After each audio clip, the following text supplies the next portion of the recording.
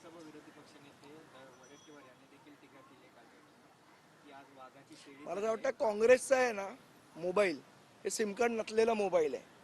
हे सगळे आउटडेटेड नेते आहेत, यांचं काही उरलेलं नाही. आज शिवसेनेने यांना दाबून टाकलं, फुटलेल्या शिवसेनेनी. त्यामुळे यांनी स्वतःची लायकी ओळखावी काय आहे ती वडेट्टीवारांनी. सर, मनसेने बिनशर्त पाठिंबा दिला महायुतीला, मात्र महायुतीमध्ये अद्यापही जागा वाटपाची पीडा आहे. महायुतीमध्ये नाराजी नाट्य पाहायला मिळतं, त्यामुळे मनसेला पाठिंबा देणं. मला वाटतं तो त्यांचा आपापसातला विषय आहे, ते बसून सोडवतील.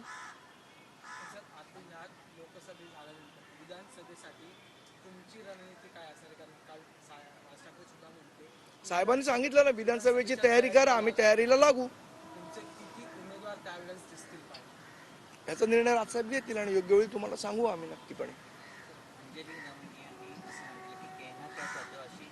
सोडून द्यावं, आता तो त्या पक्षात नाही, त्या आपमध्ये नाहीत, त्यांना कोण विचारत नाही. असं आता रोज कोण ना कोण काहीतरी बोलेल तर प्रत्येकाची थोडी उत्तर देता येणार.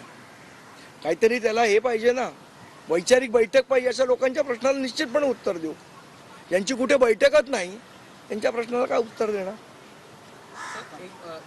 तुम्ही अनेक वेळा नेहमीच राज ठाकरे यांच्या संपर्कात असतात. नेमकं मूळ कारण काय होतं या संपूर्ण निर्णय घेण्याचं आणि याला एवढा वेळ का लागला? म्हणजे अवघ्या लोकसभेचं संपूर्ण शेड्यूल झालेलं आहे. मला असं वाटतं सन्माननीय राजसाहेबांनी जो निर्णय घेतला तो महाराष्ट्राच्या हिताचा आहे, देशाच्या हिताचा आहे.